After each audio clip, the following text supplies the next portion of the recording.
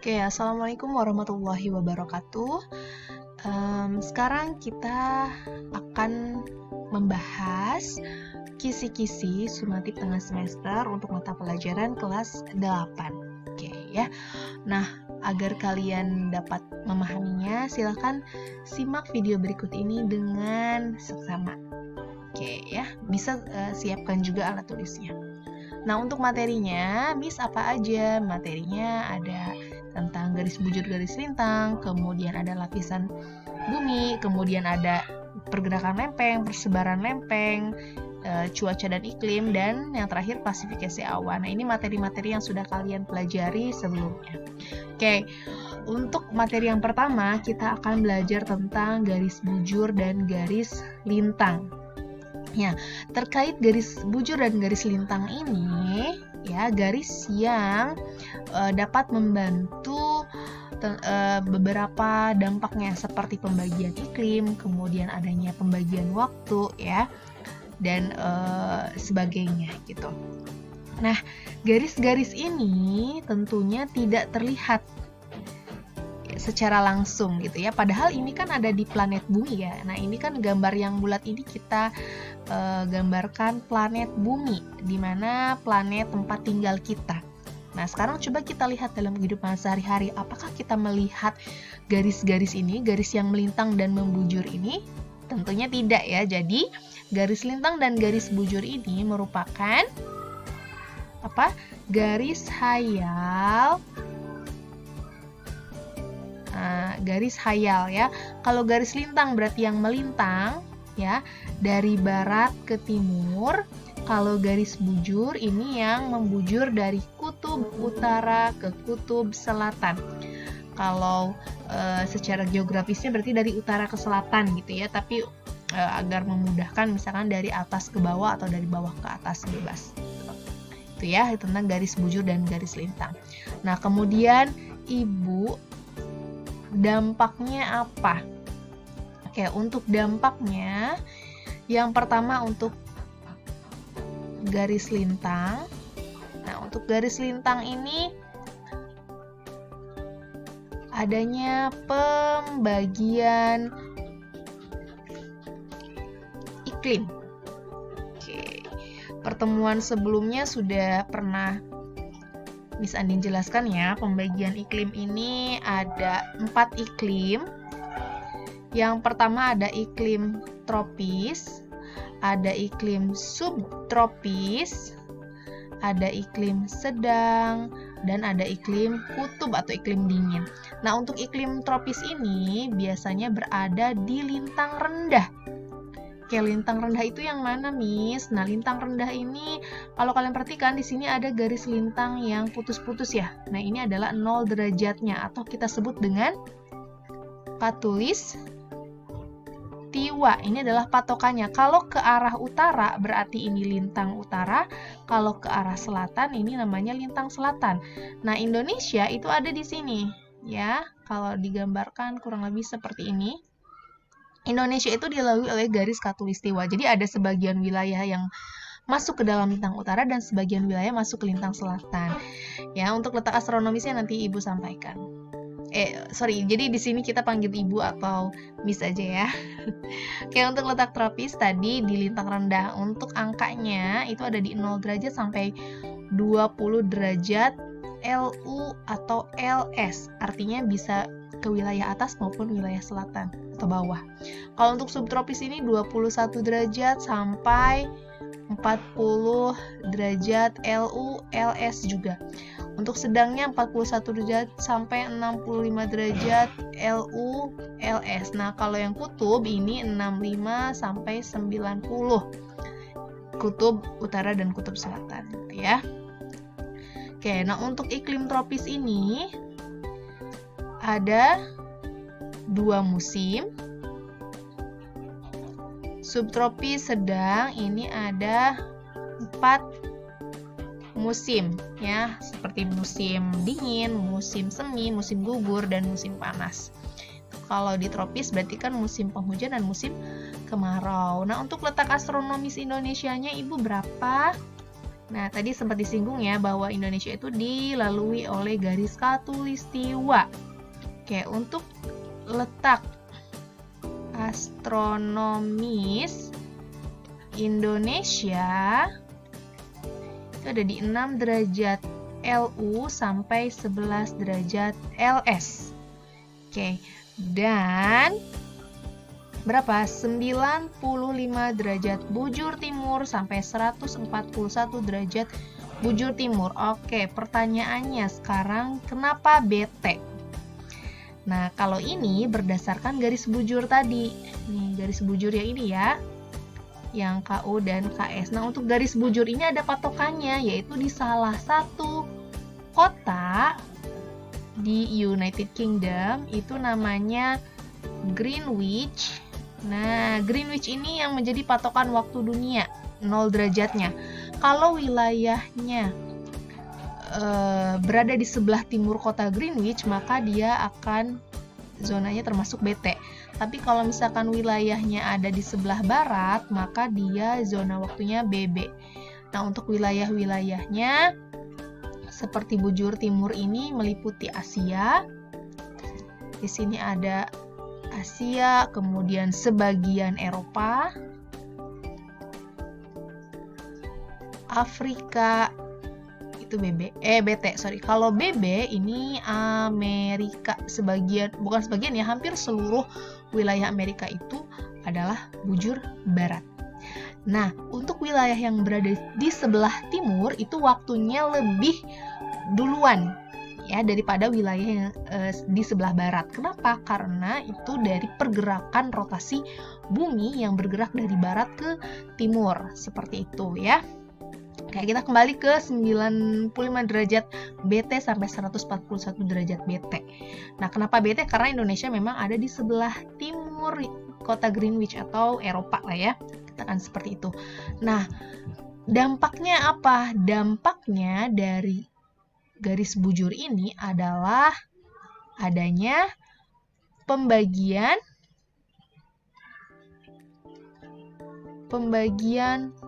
waktu. Nah, di Indonesia sendiri itu ada 3 waktu ya, waktu Indonesia Barat, waktu Indonesia Tengah, dan waktu Indonesia Timur. Nah, untuk pembagiannya seperti apa, Miss? Nah, untuk pembagiannya caranya itu adalah 141 derajat dikurangi 95 derajat. Berapa hasilnya?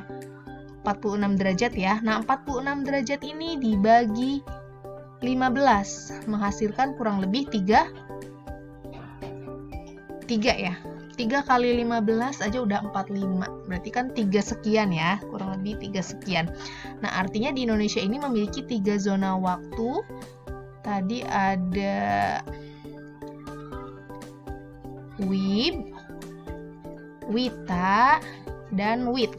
Untuk WIB ini seperti daerah Sumatera, kemudian Jawa, terus ada Kalimantan Barat, Kalimantan Tengah.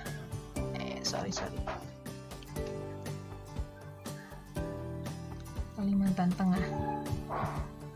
Untuk WITA-nya ada Kaltara, Kalimantan Utara, kemudian ada Kaltim, Kalsel, Bali ya. Kemudian ada Nusa Tenggara Barat, Nusa Tenggara Timur. Kemudian ada Sulawesi. Tuh ya, untuk zona waktu Indonesia Tengah. Kalau yang timur, WIT, itu ada Maluku dan Papua. Tuh, ya. Oke. Ibu, yang 15 derajat ini dari mana? Nah, untuk yang 15 derajat ini itu dari 360 derajat. Ini kan bumi itu katakan bulat pepat gitu ya. Jadi memiliki derajatnya itu 360 dibagi 24. 24 itu dari mana? Dari jumlah waktu dalam satu hari, 24 jam. maka menghasilkan 15 derajat. Artinya 15 derajat ini sama dengan 1 jam, 1 derajat sama dengan 4 menit. Oke, ini sudah ketentuannya ya. Jadi untuk menghitung nanti di soalnya. Oke, untuk soalnya Ibu akan berikan contoh. Kita move dulu yang lapisan buminya. Contoh soalnya ya. Contoh soal. Misalnya, di Parepare dengan letak astronomisnya 124 derajat BT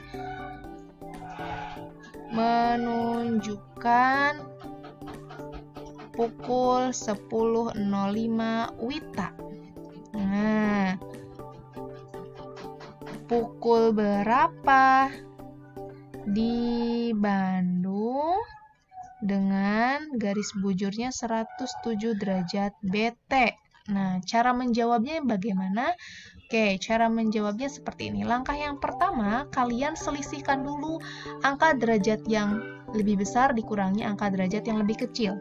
Berarti 124 derajat BT dikurangi 107 BT. Berapa? 4 kan nggak bisa dikurangi 7, jadi pinjam ke sini 1, jadi 14 kurangi 7, hasilnya 7, ini 2 tadi dipinjam 1, tinggal 1, berarti 17 derajat BT. Nah, sampai sini belum selesai ya, jadi setelah ini kalian langkah keduanya, ini 17 dibagi 15 sama dengan berapa? Atau 15 kali berapa yang mendekati 17, tidak melebihi angka 17-nya ya. Berarti di sini ada 1 ya, tuliskan 1 jam. 1 kali 15 hasilnya 15, simpan di otak. 17 kurangi 15 berapa? 2. Jadi menyisakan 2 derajat. Nah, 2 derajat ini dikalikan 4 menit sama dengan 8 menit. Jadi untuk yang angkanya apabila lebih besar dari angka 15, ini kalian dibagi 15, nanti kalau ada sisanya dikali 4. Gitu ya. Nah, kemudian tulis dulu. Langkah yang ketiganya, masukkan pukulnya 10.05 WITA, mau dirubah kemana? Yang ditanyakan kan Bandung. Bandung itu kan WIB. Berarti dari WITA ke WIB. Nah, WITA ke WIB itu maju atau mundur? Mundur ya, berarti dikurangi. Tuh, dikurangi berapa? Dikurangi 1 jam 8 menit. Nah, 5 menit dikurangi 8 menit nggak bisa, jadi pinjam ke depan. Pinjam 1 jam. 1 jam itu 60 menit. Jadi 60 tambah 5, 65 dikurangi 8. Berapa? 15 kurangi 8, 7. Berarti ini 57 ya. 57. Tadi ini dipinjam 1, berarti tinggal 9. 9 kurangi 1, 8. Jadi di Bandung itu pukul 8.57 waktu Indonesia Barat. Seperti itu contohnya ya. Nah, untuk video tentang perbedaan waktu ini bisa kalian lihat di video lainnya. Oke, selanjutnya kita akan membahas tentang struktur bumi atau lapisan kulit bumi ya. Planet bumi merupakan planet yang kita tinggal saat ini gitu ya, tempat kita berpijak. Nah, planet bumi ini terdiri atas beberapa lapisan. Yang pertama ada lapisan inti bumi ya. Kalau lapisan inti bumi ini lapisan yang berada di dalam bumi. Nah, untuk yang inti bumi ini terbagi lagi menjadi 2. Ada inti dalam dan inti luar. Kalian bisa perhatikan di sini ya. Ini yang inti dalam, ini yang inti luar. Kemudian selanjutnya ada mantel bumi. Mantel bumi ini tempat di mana adanya apa? Kalau gunung meletus itu mengeluarkan apa? Lava ya. Tapi kalau lava yang masih di dalam bumi itu namanya magma. Jadi, magma itu adanya di mantel bumi.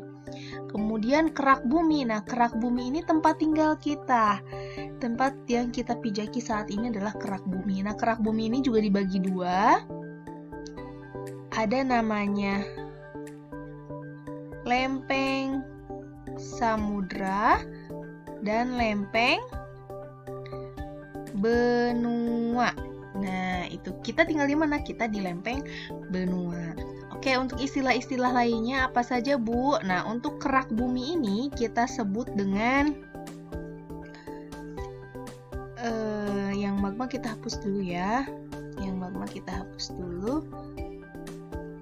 Untuk kerak bumi ini kita sebut dengan litosfer. Kalau mantel bumi ini disebutnya astenosfer. Dan inti ini disebutnya dengan barisfer. Oke, itu struktur bumi atau lapisan bumi ya. Secara garis besarnya ada 3, kerak, mantel, dan inti. Nah, sekarang kita akan fokus ke kerak bumi. Tadi kerak bumi itu ada apa? Ada lempeng ya, lempeng. Lempengnya itu ada yang samudra, ada yang benua. Nah, ada yang benua. Kedua lempeng ini terus bergerak. Geraknya disebut gerak konveksi ya. Jadi kayak memasak air, berputar seperti itu. Nah, dari gerakan-gerakan tersebut menghasilkan gerakan-gerakan lain yang kita kelompokkan menjadi 3. Ada gerak divergen. Ini ya. Ibu tandai dulu gerak divergen. Gerak divergen itu gerak yang saling menjauh. Gerak divergen itu gerak yang saling menjauh, yang ini. Kalau kalian perhatikan tanda panahnya di sini, mata panahnya itu berlawanan arah. Ya. Nah, gerak divergen ini apa? Gerak divergen ini karena saling menjauh menyebabkan kulit bumi itu retak. Sama halnya kalau kalian misalnya membentangkan sebuah kain, dibentangkan gitu ya. Nah, maka kainnya itu akan mengalami robek. Begitupun dengan kulit bumi. Nah, karena tadi yang bagian luar ini, kerak bumi ini robek, maka magma yang ada di mantel bumi ya, magma yang ada di sini itu menyusup. Nah, astenosfer ya, magma yang ada di sini itu menyusup keluar. Nah, ketika keluar dia akan membeku. Kenapa membeku? Karena dingin. Biasanya ini membekunya itu di dasar samudra. Nah, dampaknya apa? Dampak dari divergen ini adalah mid ocean ridge atau disebut pematang samudra. Kalian bisa lihat di Google Earth atau di Google Map versi satelit. Di situ ya kalian bisa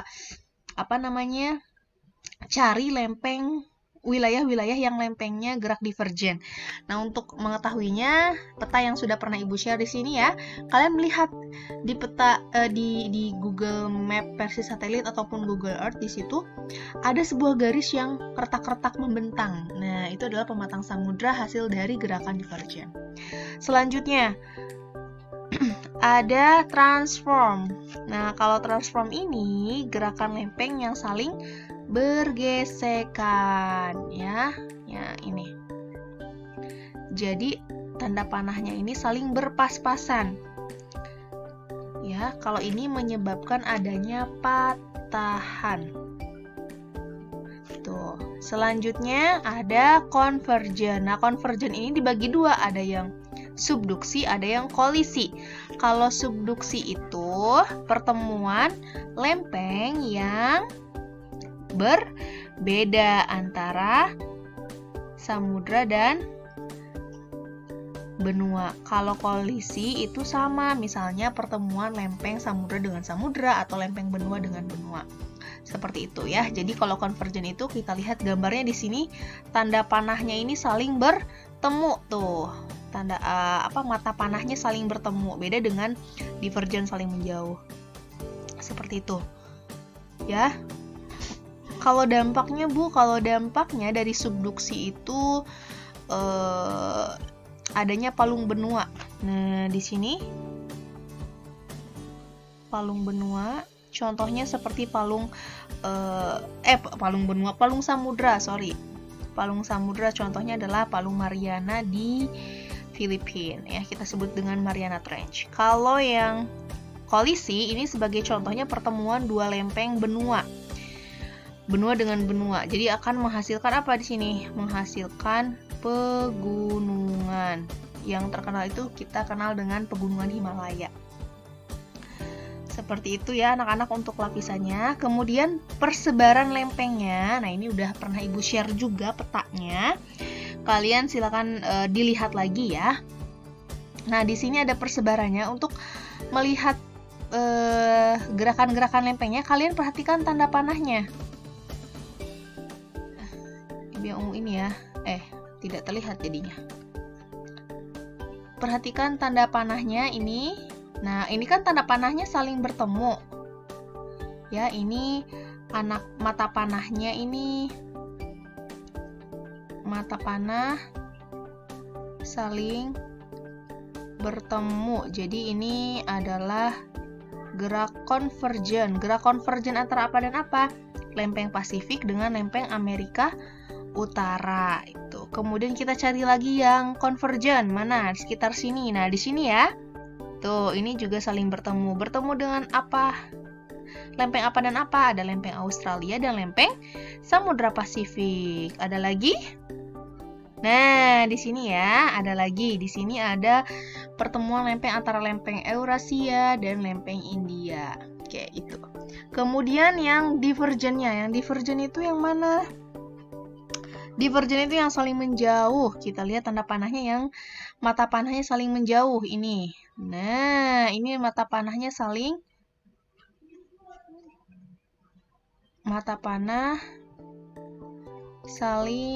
menjauh.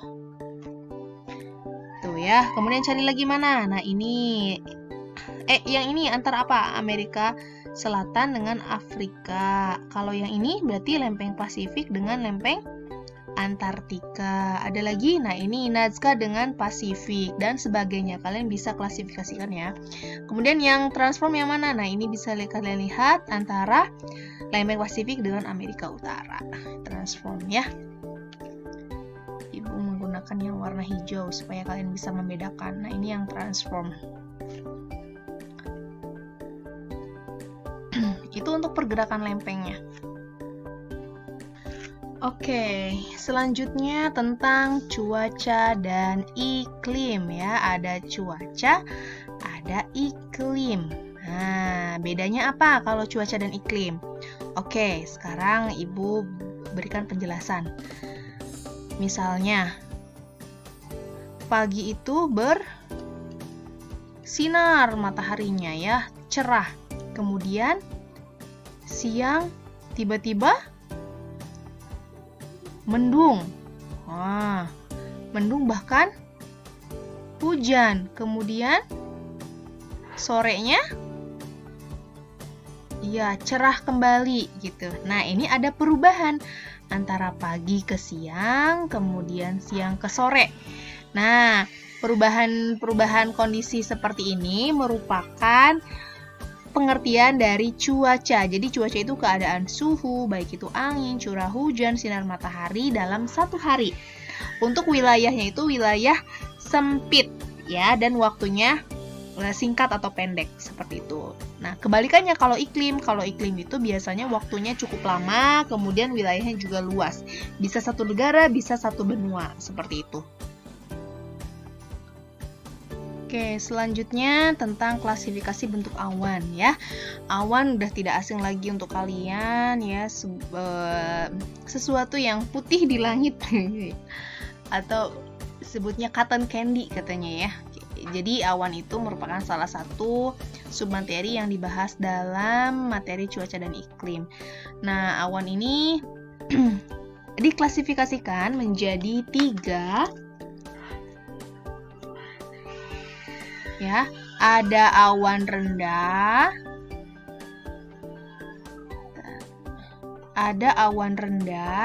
kemudian ada awan menengah, ada awan tinggi, kemudian ada juga disebut awan vertikal. Nah, itu ya, jadi ada 4. Nah, untuk awan rendah, ini disebutnya itu kata kuncinya ya, strato atau stratus boleh. Itu untuk awan rendah ya, ada strato, ada stratus. Kemudian untuk awan menengah itu dicirikan dengan kata nama alto. Alto. Kalau awan tinggi, cirrus. Ya. Kemudian ada nama belakangnya nih yang sama, ada cirrocumulus, ada cirrus stratus ya. Kemudian ada altostratus, ada altocumulus, ada stratocumulus, kemudian ada cumulus. Nah, di sini ada nimbus ya. Terakhir, nah untuk ketiga tadi ada cumulus stratus ya. Nah, kalian bisa perhatikan dari ciri-cirinya ya. Kalau cumulus, nah kalau cumulus ini dicirikan dengan awan yang bergumpal. Nah, awan yang bergumpal. Kalau stratus, awan yang bertingkat, bersusun. Ya, seperti ini. Ini kan stratus nih, ada tingkatannya. Ini kan. Nah, itu bertingkat. Kemudian ini juga mana tadi ya? Ada lagi. Nah, misalnya yang cumulus. Kalau cumulus ini awan bergumpal. Jadi ada gumpalannya kecil-kecil. Ini agak besar, ini lebih besar. Kalau cumulus itu awan yang berkumpal, jadi ukurannya lebih besar daripada ukuran jenis cumulus yang lain. Seperti itu. Kalau cumulonimbus itu awan yang bergumpal, kemudian biasanya agak gelap gitu ya. Kalian bisa melihat cumulonimbus ini ketika naik pesawat biasanya. Dan cumulonimbus ini menyebabkan adanya badai. Kemudian Bu, kalau yang mau hujan itu apa? Nah, kalau mau hujan itu namanya nimbus ya, awan mendung yang agak bergumpal, hitam atau keabu-abuan itu namanya nimbus. Biasanya itu menunjukkan akan terjadinya hujan. Seperti itu anak-anak ya. Jadi untuk membedakannya, kalau cirrus itu tipis, kalau alto itu agak tebal, kalau stratus atau strato itu biasanya tebal dan jaraknya lebih dekat dengan kita. Seperti itu ya. Kalau awan cirrus itu biasanya bisa kita temukan di pagi hari gitu. Kalau stratus bisa pagi, bisa siang, seperti itu. Oke ya, baik anak-anak, itulah kisi-kisinya. Silakan untuk disimak kembali kalau misalkan ada yang belum paham. Kalau misalnya butuh penjelasan materi yang lain, bisa melihat video yang lainnya. Baik, terima kasih atas perhatiannya. Semangat dan semoga sukses menghadapi penilaian sumatif tengah semester.